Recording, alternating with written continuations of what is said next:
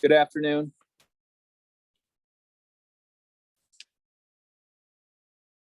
Hey there, Tim. It is a good afternoon.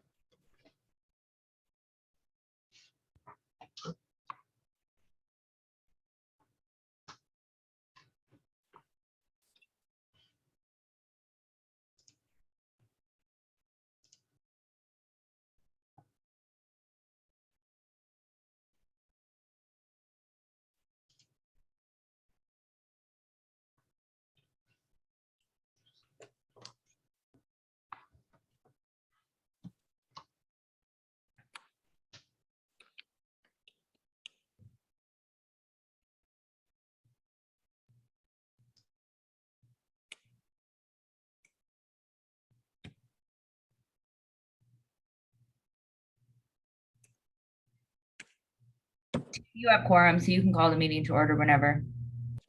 Okay, we'll go ahead and call the meeting to order, and we'll open it up, the public forum for any comments.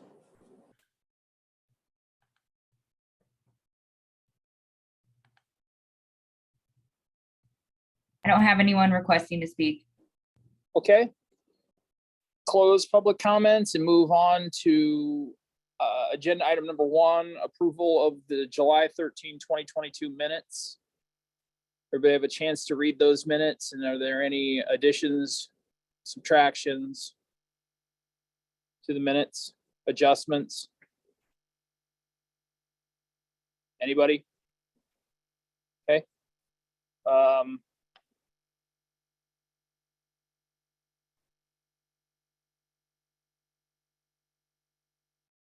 Nothing.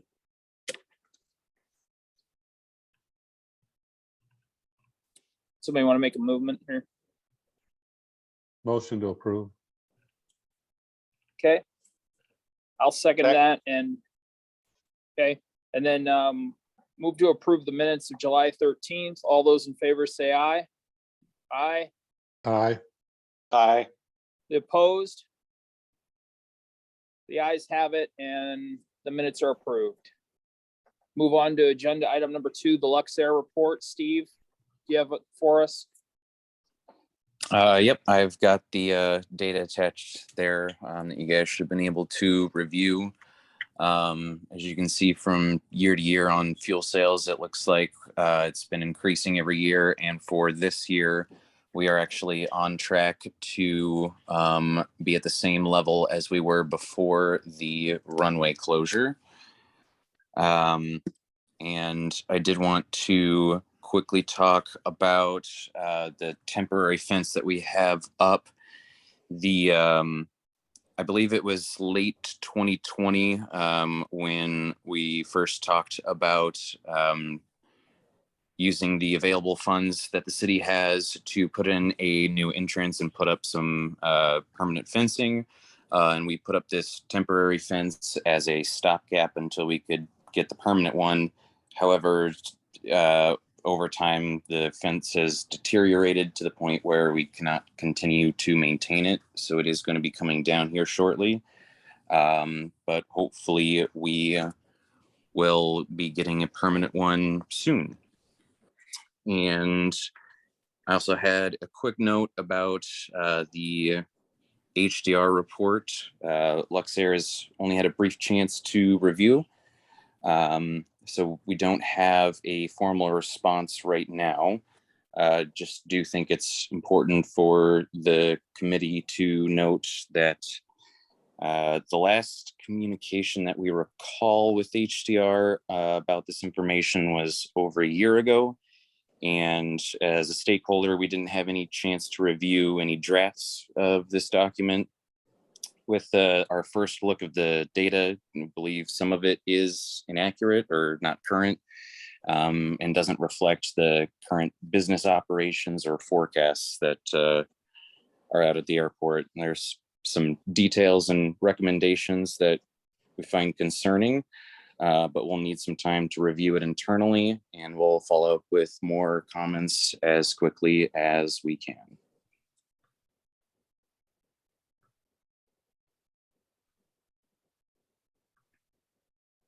Does anybody have any comments or for Steve, questions? Yeah. Tim, I've got just a question Go generally. ahead. And Mike, maybe since Ryan and Tom are gone this week, is there an opportunity then with some additional review by Luxair that if there are some substantive changes that need to be made, we can make revisions to that, Doc? Yeah, we're gonna just review it and get everything that we can to you.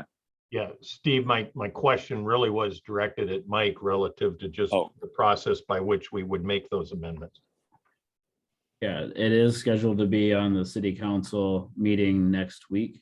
I just did the memo for that, but that doesn't mean that city council can't table it if they want to table it. Well, we could receive it as is, and then couldn't we accept at a later date a Rev 1 to it based on additional input and review? Yep.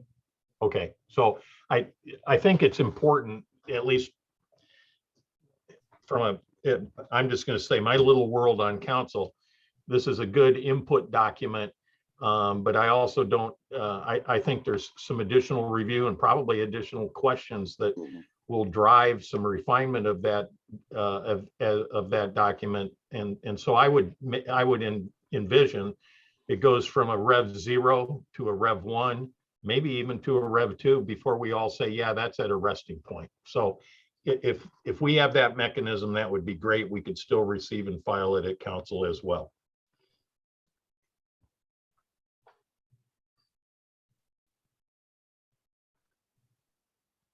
So Steve, I think I just in kind of ragged terms outlined sort of a process structure here.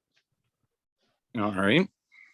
Oh, and something else, I guess, to note, we did find some runway lights that were out, and there's a few sinkholes close to the turnarounds, and both of those are scheduled to be looked at soon.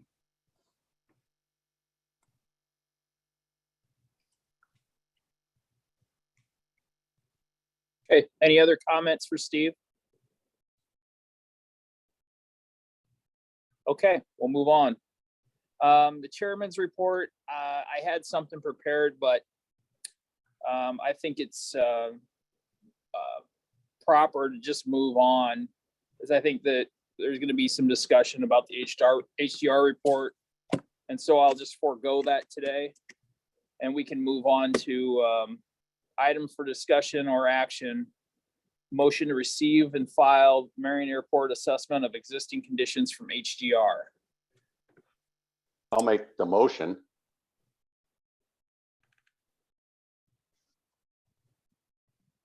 Do we want to open it up to comments first, or do you want to? Well, if we have make the motion and second it, then we can officially talk about it, I guess. All right, we can do that. I'll second it. All those in favor to receive and file the HDR report, say aye. So before you vote on it, Yes, Tim, I would. having Yeah, let's discussion. do the discussion first. Okay. So I'll share my screen here so you guys can see it, even though it was in the There's, packet here. there's a lot of info in there.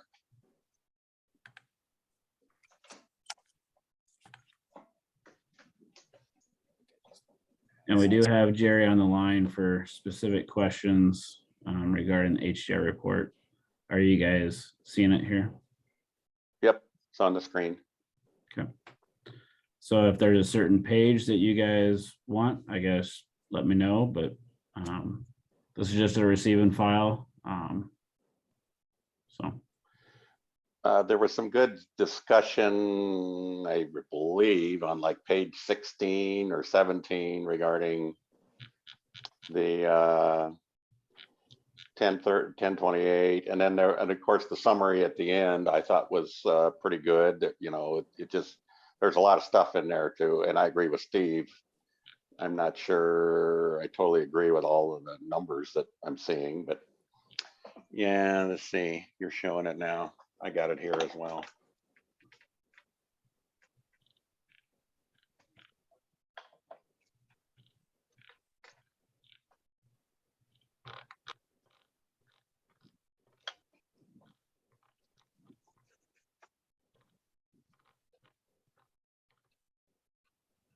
assuming the near term is what you're referring to, Tim. Yeah, there was, let me see what I can find here. There's just a lot of stuff to digest in here, I think. It's all good stuff, but I think I'm not sure how we tackle it.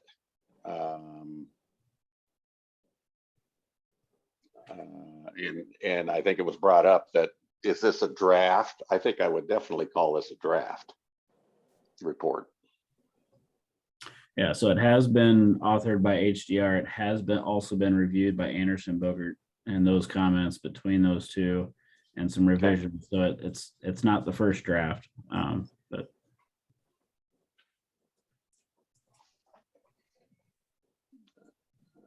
Yeah, Tim, just a comment here. Go ahead, Grant. Thanks. So what I just think is it was drafted, reviewed, and brought up to this current state. So I think, if we consider this a Rev 0 document, and as John, as you're suggesting, some additional scrutiny, and there's a lot of stuff there, I think it behooves us then to collect those comments, those questions, and also have subsequent dialogue about any level setting on the data elements. And if that then requires another update to the document, it just moves to a Rev 1 condition with greater precision, if you will, being deployed. So, I think we're at a foundation piece, but you all are seeing it really for the first time now, and I think there will be a lot of good. It's a stimuli to a lot of other good considerations that we need to get brought to our collective understanding. So that's my thought. Yeah, that was my approach. This is John. Just, okay, we can receive and file it. I think there needs to be kind of what Steve says. We need to dig into this, because I read through it and I said, wow, there's a lot of stuff in here. And I think it's what we asked for, though. I think there's some serious discussions in here that we asked for. So I'm just not sure where the next steps go. And I'm interested in what some of the other committee members thought of the points in here.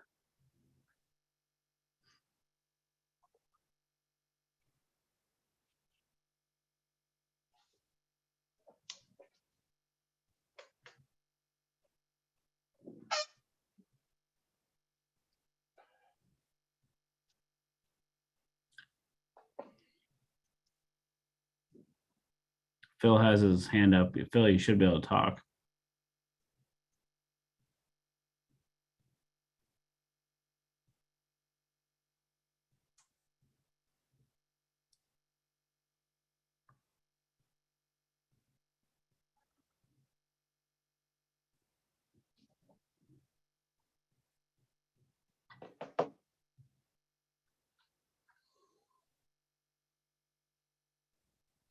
See, he's still there.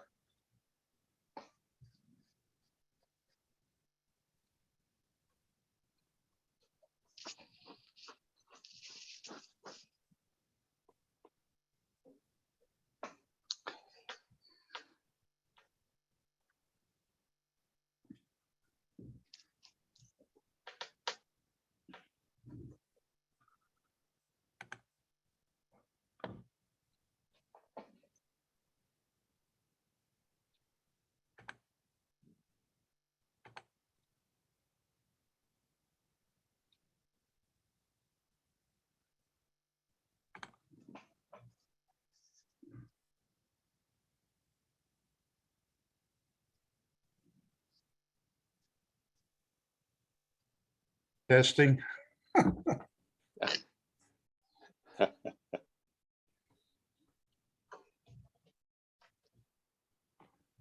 Can you hear me now? I mean, Yep. Yep. Go ahead, Phil. oh, okay, thank you. Sorry about that. Apparently one of the microphones got deselected or something, and the little orange bar didn't show up there. So yeah, I think in summary, the report validates a lot of what the MMAC output has been over the past few years. And I think we should possibly submit a set of questions as maybe a part of an agenda, and then go down those set of questions when we do discuss it for a revision.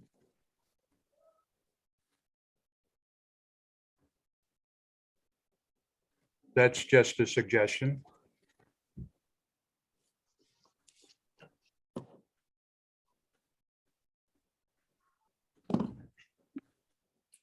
I mean, I'd be in favor of that, Phil. I really would. I guess I look at this, I look at the summary, and I think that it doesn't allow for unpredicted events that could change the narrative completely.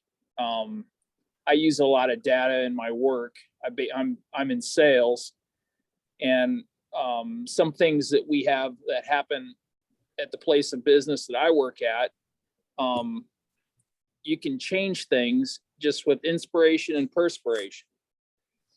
And some of the data points are accurate, but I don't believe it allows for growth that could be unpredictable. And I guess my question would be is that, you know, you can look at data points all you want, but at what point don't you think that chance comes into play? Good fortune, movement from businesses. I mean, there's a lot of outside entities that could change these data points. I mean, in my business, we took a company called Vitamin Water, and it was a startup isotonic beverage, and ended up getting sold to Coca-Cola for $4.1 billion. And it was nothing. You know, these things happen. There are things that can change the narrative overnight with a tenant, with a business moving in. And I don't think the report allows for any of that. So I guess that's my comment on it. I think that there's data is great, but it doesn't, nobody has a crystal ball. So I guess that's my comment.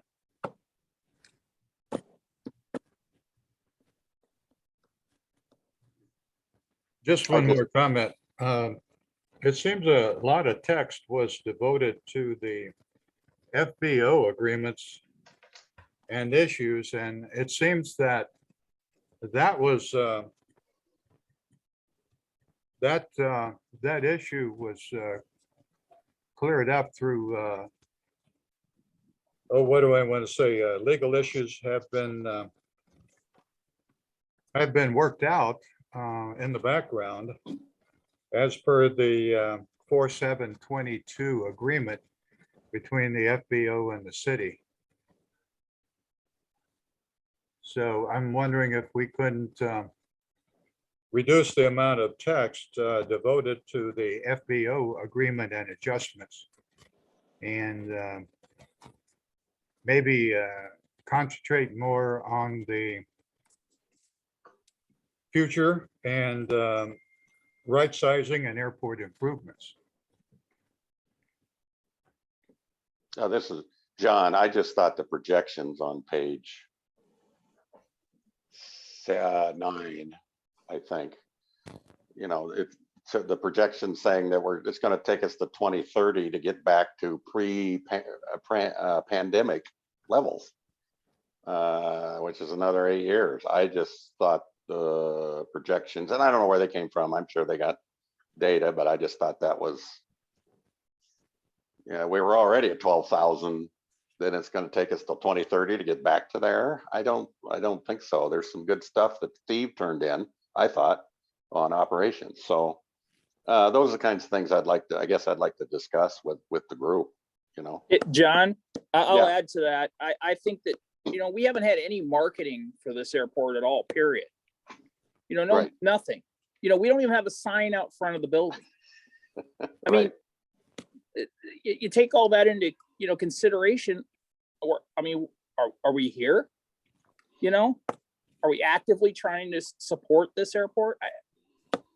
When you don't have a sign, it kind of I question that. Yep.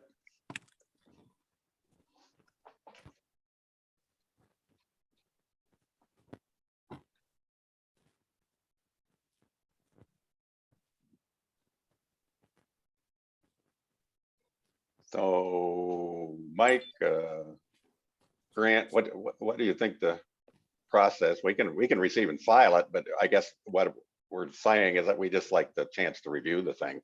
And I think Steve said the same thing. There's a lot in here. So.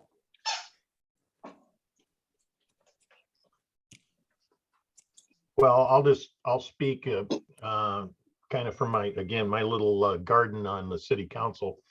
I think receiving, filing it, both within the committee as well as forthcoming with the council, gives us then that ability to really, do some additional review and scrutiny of this. And I think as all of you begin to collect your thoughts on this, I certainly would endorse that.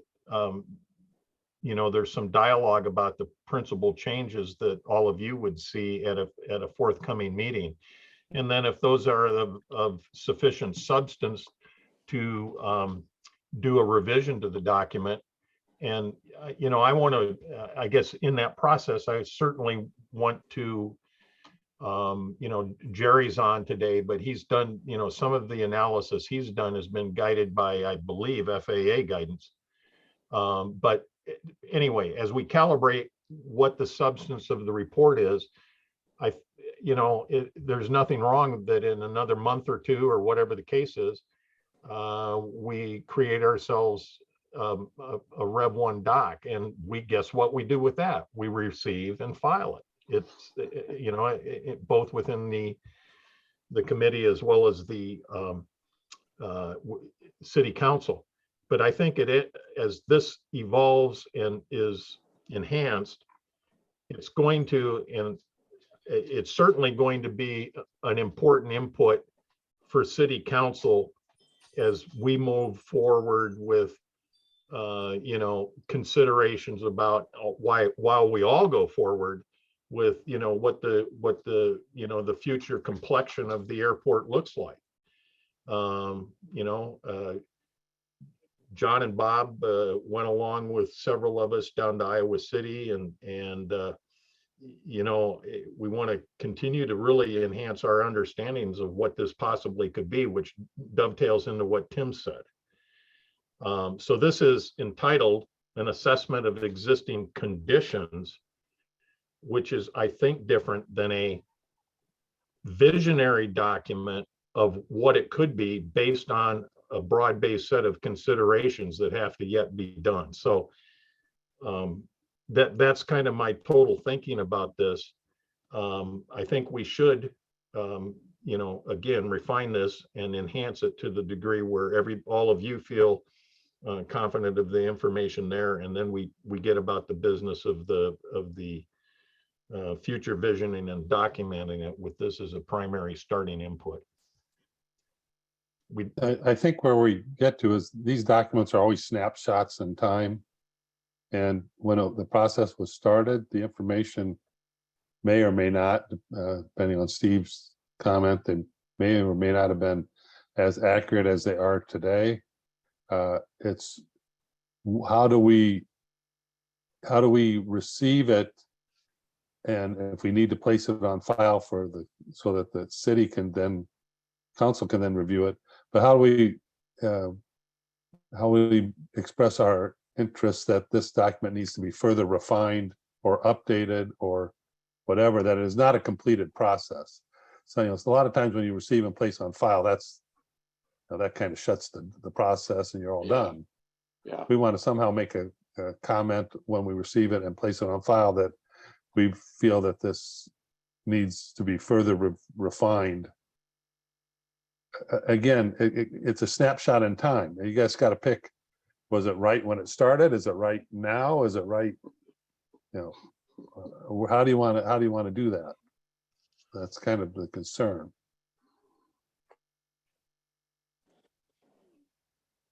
So I got Bob, he can't join, but he texted me a question for the committee or for everybody, I guess. He says, my question is, what's the function of this committee? Because I'm still unclear on what our role is in all of this. That's from Bob Stokes.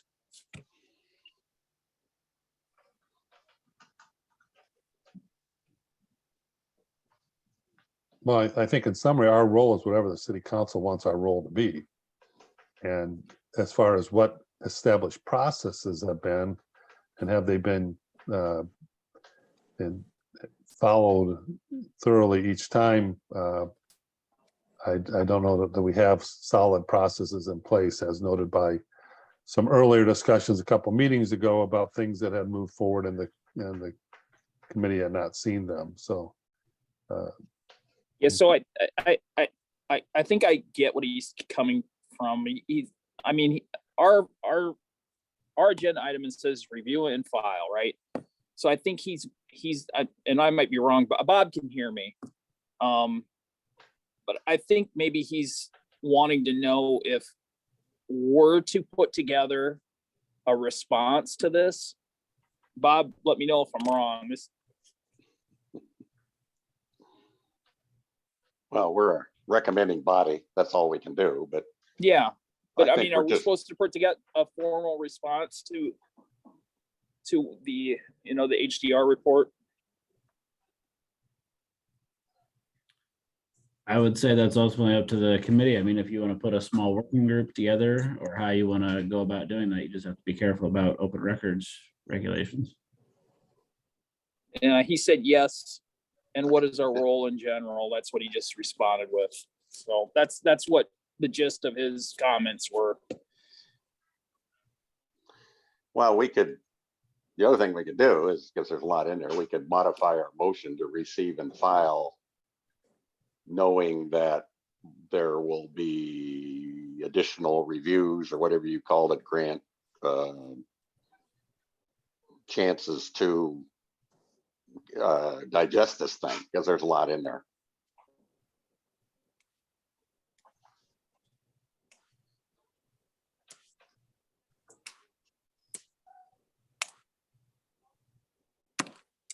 Yeah, Tim, just a thought.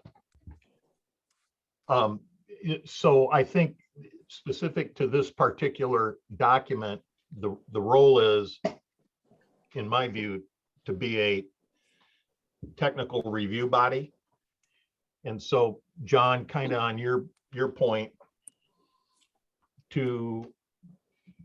for everybody, to state a resolution with also attendant action for review, the structure of that, you all can decide on, and also the timing of that review, you can decide on as part of a resolution out of the committee. And I quite honestly, from a city council perspective, I would find that satisfying. So for this particular document, it is a technical review is the function, and to have a structure to tender that review back for consideration to revise the document to a Rev 1 condition.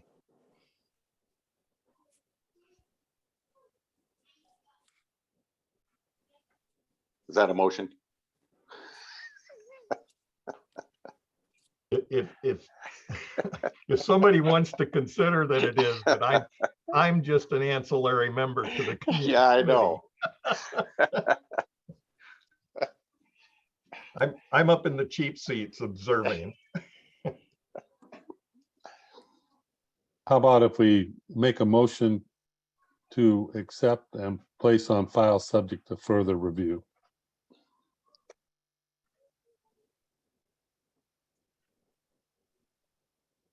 I'm in favor of that. Okay, so the motion is to accept and file the HDR report with further review from this committee and a formal response to come after. Does that make sense? To follow? Grant, is there a time frame here, or is this just, something we're looking at budget wise for next spring? What do you think?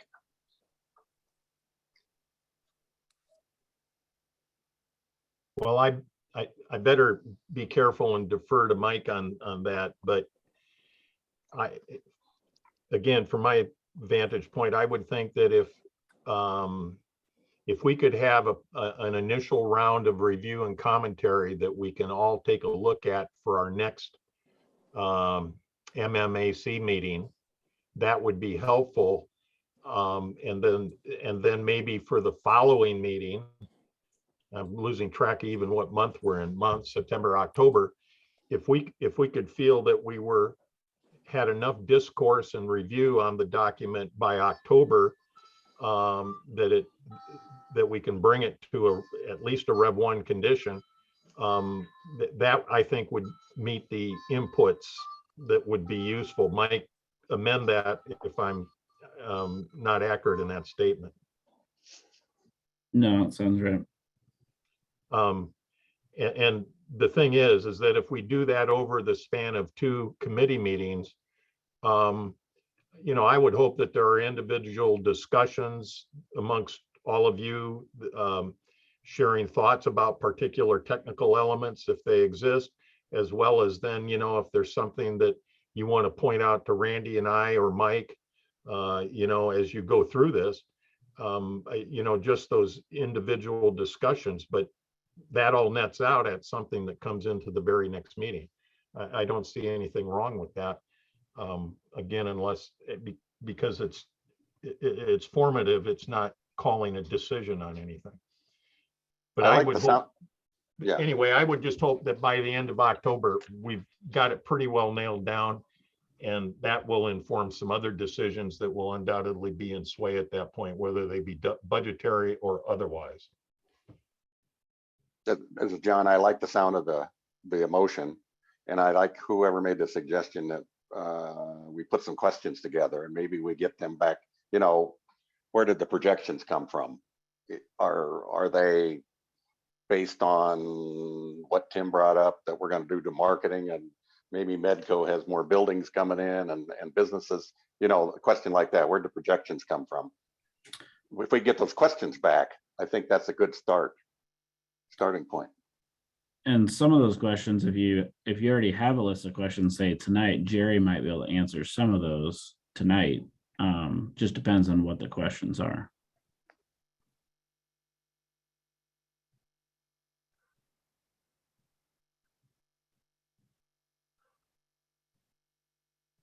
If he's prepared.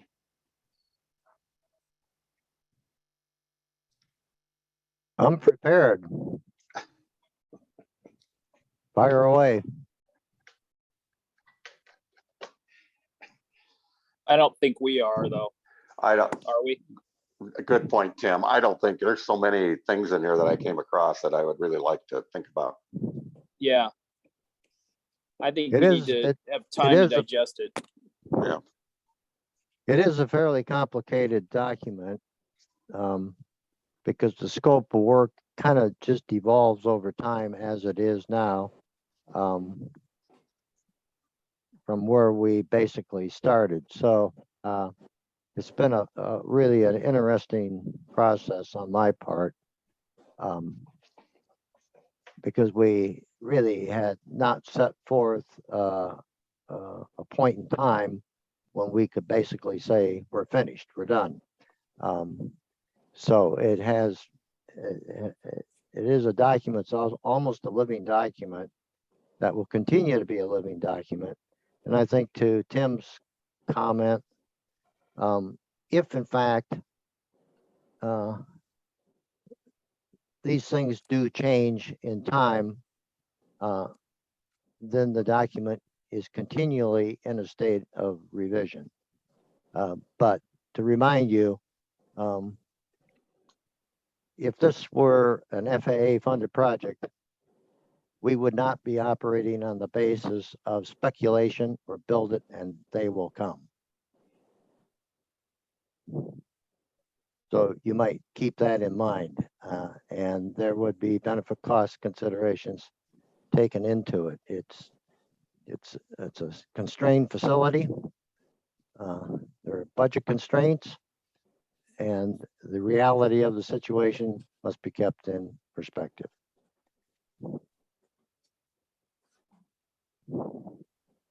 So I would entertain any questions you may have. I had just never heard the term through the fence or whatever that was. I'd never heard that ever.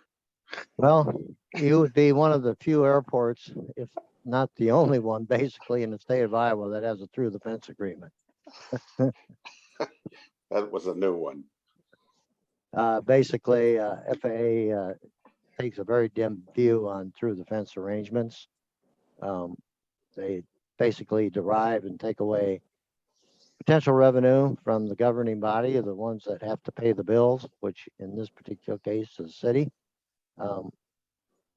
And then there's other management regulatory controls. So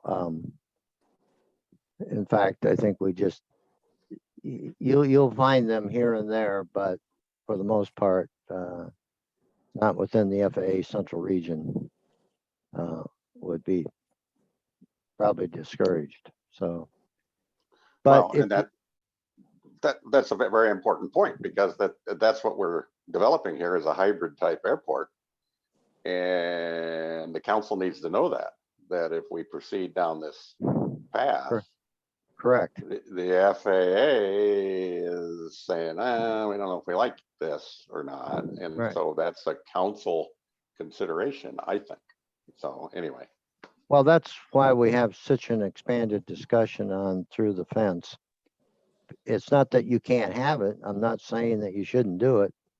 However, the city needs to be cognizant of what kind of an agreement they're entering into, and what happens off public property, off-site, and how that might affect the aeronautical service providers on site. So it needs careful consideration, and that's why you see that much discussion. On a typical airport, we wouldn't even talk about through the fence.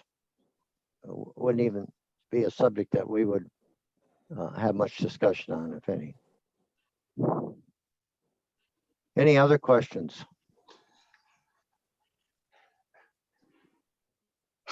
Yeah, Jerry, I have a question for you. Grant here. So I noticed there's a few periodic references to considerations that are appropriate under a NIPIUS designation. But I think we understand at this point, simply by virtue of proximity, and I think it's 30-mile radius, not travel time anymore, coupled with what I believe to be general opinion of certainly Iowa DOT. I guess, isn't it safe for us to just eliminate thought about NIPIUS at this point, because part of it is we got other airports around us that are in the NIPIUS, and therefore we're kind of disqualified under any condition. Your thoughts on that point? Well, I think you're absolutely correct. You can, as Tim would agree, that you can never say never, I guess, but the probability and likelihood of this airport ever being included in the NIPIUS is virtually zero. It's not reasonable to assume that that would likely happen in the foreseeable future. It would take a significant change nationwide to change policy to allow that to happen. So I think reality is this airport will be funded locally with minimal state assistance. So keeping that in mind, then that does somewhat set some parameters moving forward with future public investment. And there's different things that, we have mentioned. One thing in particular I've been wanting to throw out, and maybe now is, well, let me ask you, I answered your question, Grant. I'll be quiet. Yes. So Do you have another question? well, a follow on, and then I'll go back to my little portion of the garden. What I understood, and I think for those of us that toured down at Iowa City here a week ago, I think they commented that because they are in the NIPIAS, they get $150,000 a year each and every year as a foundational funding from the FAA. And then from their city, they get some dollars, and then, whatever they can cajole out of the state for a discrete project.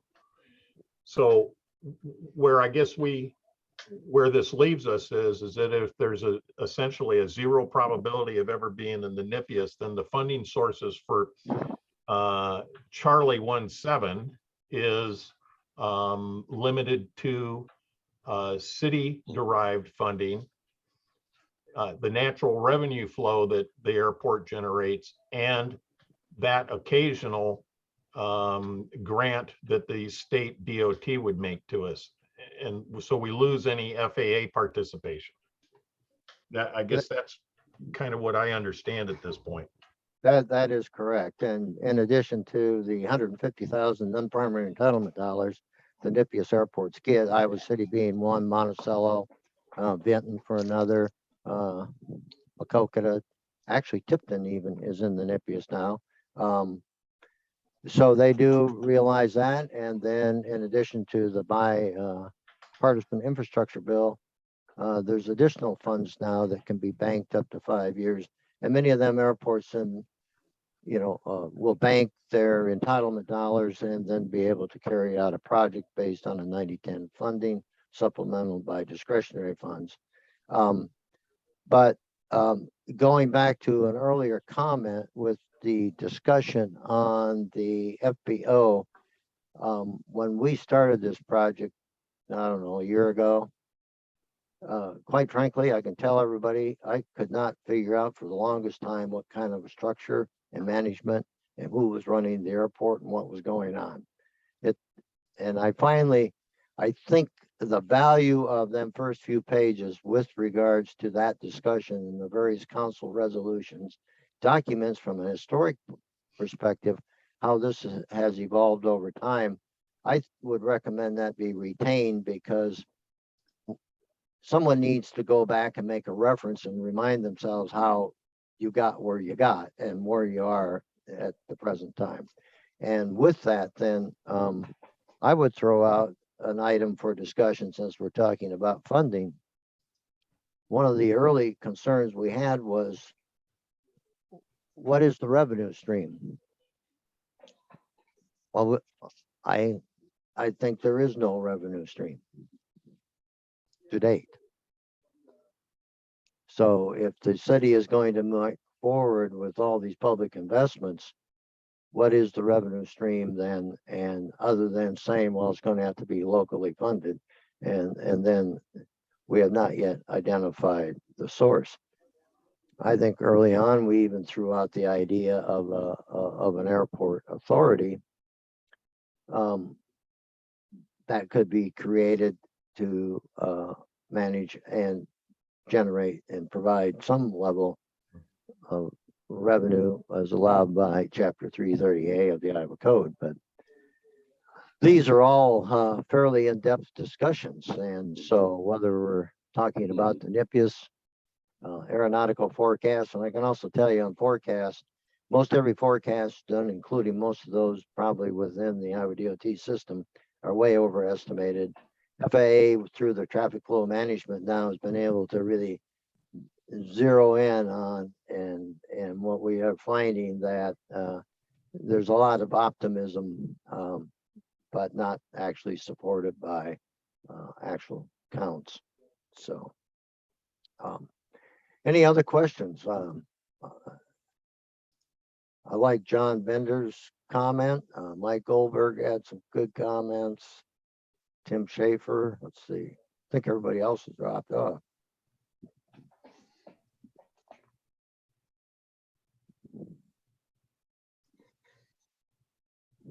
Can you guys hear me now? This is Bob Stokes.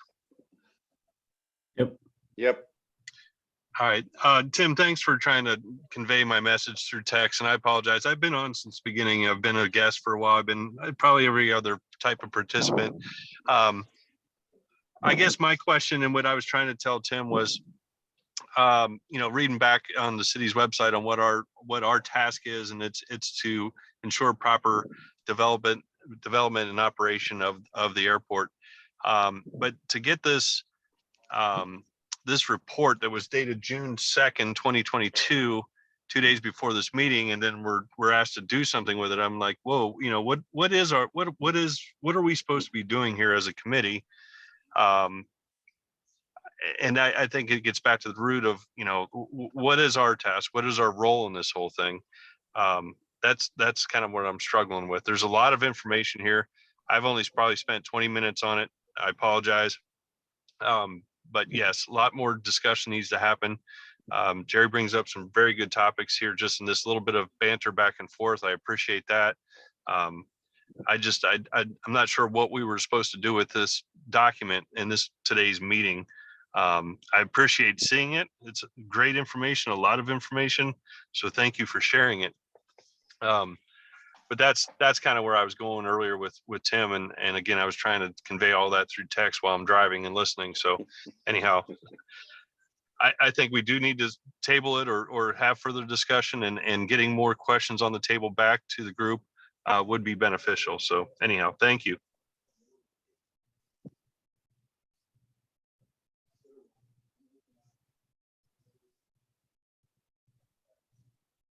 Well, if I can comment, I think all those comments that we've had this evening have been good ones.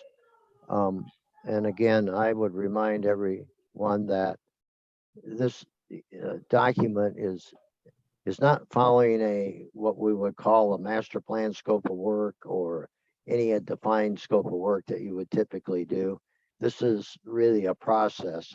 And I think that's part of Bob's comment, and maybe others, with regards to your role as we discuss these issues. And there was times in the past when our focus, as I indicated at the onset, was primarily this issue of donation.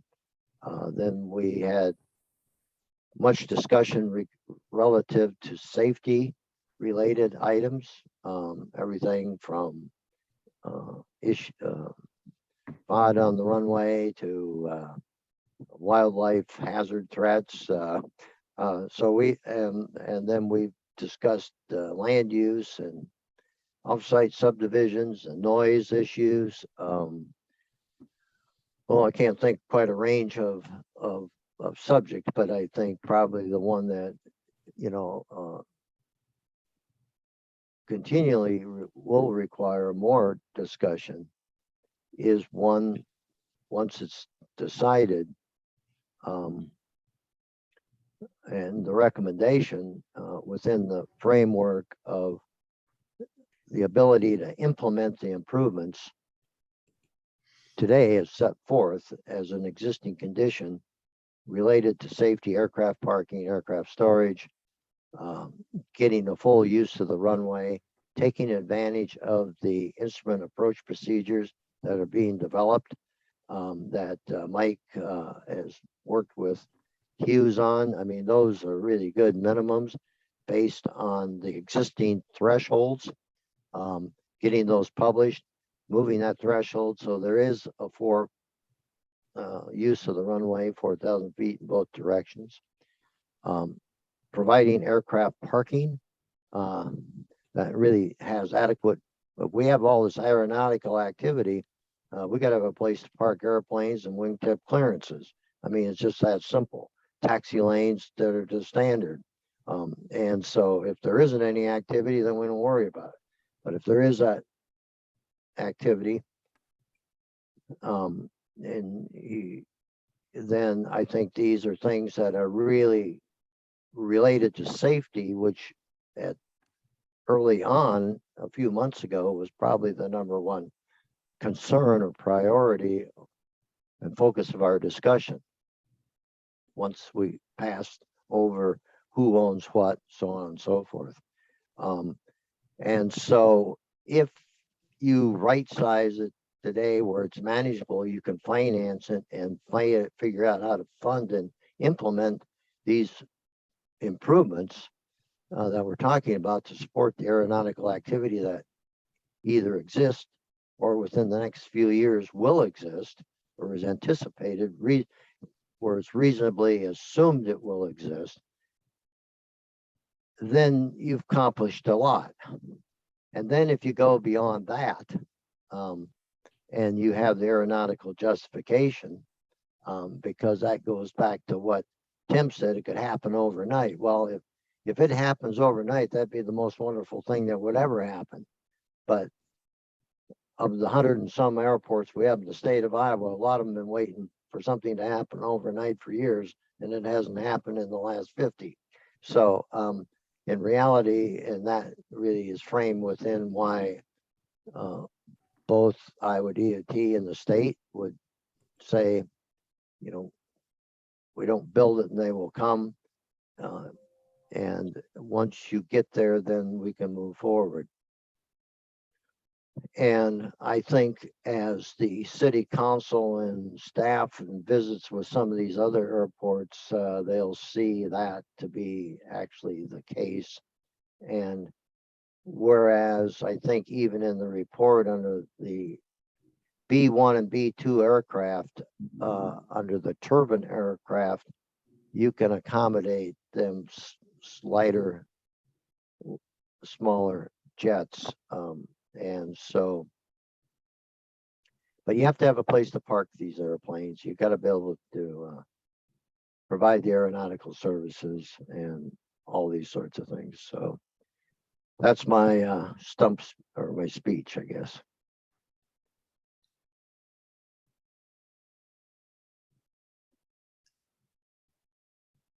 If I might, do we have, and I have to say, I'm not aware of the context of the content of the revised FOB, FBO, fixed-based operator relationship, but is there a financial plan for this airport? I mean, we have other airports have other sources where they can make some plans, but is there a financial plan? I mean, any of the revenue coming into the airport through gas sales or others, does that ever hit the city's pocket? Is the FBO paying rent of some kind? If somebody who could enlighten me on a very, I mean, not a long dissertation, but where is any financial plan or where is any financial stream coming through this airport and into the city as revenue? Is there any?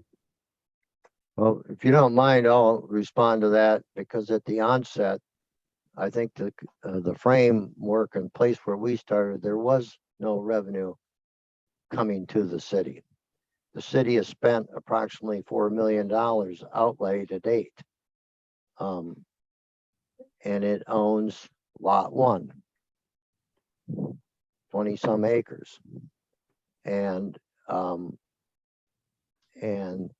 there is a capital improvements program, and then you figure out a way to fund that, but there is no revenue stream that really goes to the city, whether it's, and so it mostly is a reliance on private sector investments and what the private sector does, or minimal assistance from Iowa DOT. And so, but the private sector does provide the maintenance, snow removal, so on and so forth. So on a O&M side, the city then really is obligated to the capital improvements, whereas the private sector today provides for O&M, operation and maintenance costs. But as I mentioned, if we we need to define a revenue stream, and my thought is you have to right size the airport so you know what operational costs are probably going to be, or at least your best guess, and maintenance costs. And the good thing is, you know, most of this pavement has a 20-year life, so you know, that's one thing that's good. But at the same token, there will be the need to make capital improvements, and so we need to. I shouldn't say we need to. I would recommending the city look at land leases if they own the property. We talked about through the fence. If those things happen, you know, that's got to be a revenue source. That's just one place to generate revenues, and so Hey, I think Tim, I gotta leave in about 5 minutes. Can you read back the resolution or whatever our motion is? All this kind of discussion about revenue streams and everything is something that our committee should do. I don't know that we can do that over a Zoom meeting. So Yeah. the motion was to receive and file the report from HDR with comments forthwith from the committee. Wasn't exactly that way, but that's what it boiled down to. I have it a little bit differently. So it would be a motion to amend the original motion, which would be to receive and file the Marion Airport assessment of existing conditions from HDR, subject to further review by the committee. And then I wasn't sure where you landed on the additional comments part. Well, we were going to formalize a response to the HDR report. Okay. So, I mean, it could be just a motion to receive and file the report from HDR with a formal response from the committee, as Grant said, or Rev 1 or whatever.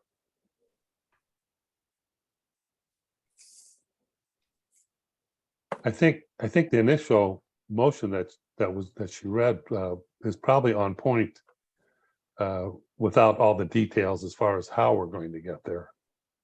But if she, I wouldn't mind hearing that again, if you wouldn't mind. So it'd be to amend the original motion to receive and file the Marion Airport assessment of existing conditions from HDR, subject to further review by the committee. To me, that makes sense, because then we could, when it goes to the council, we could have some other comments as just to whether we submit them to Jerry or what we do, you know, before it goes to council. That's just, that seems to be the confusion.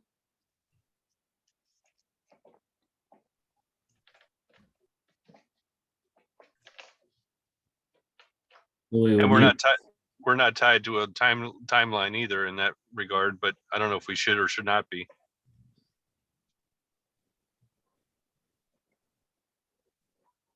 Well, I think you're all talking about process, and that would be up to the committee. But as far as the motion that was presented today to receive and file, the current one probably states the committee's intent. Now, how we do that is different, but that's just my opinion. Is that motion been made and is it awaiting a second, or what's its status? If one of you wants to say so moved and someone wants to second, I'll consider how I read it is what you want to do. So moved. I'll second it. Who seconded that? Sorry. Either way, Okay. I did, and so yeah, either way. Yeah, go ahead. And don't forget, we want Steve's comments as well, because he said he wanted to be involved in it, but that could be all part of the process.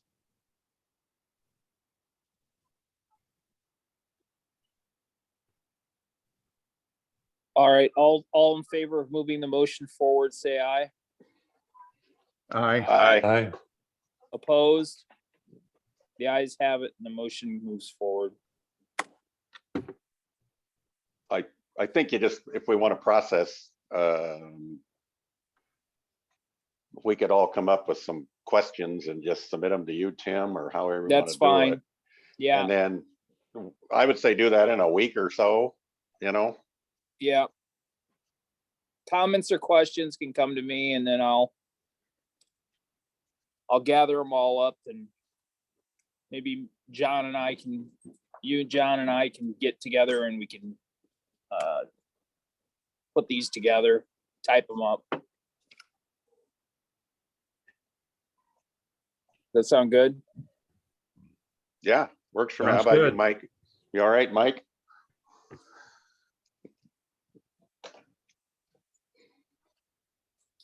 Okay. With that, let's adjourn. Thank you very much. Thanks, guys. Yeah, thank you. Thank you.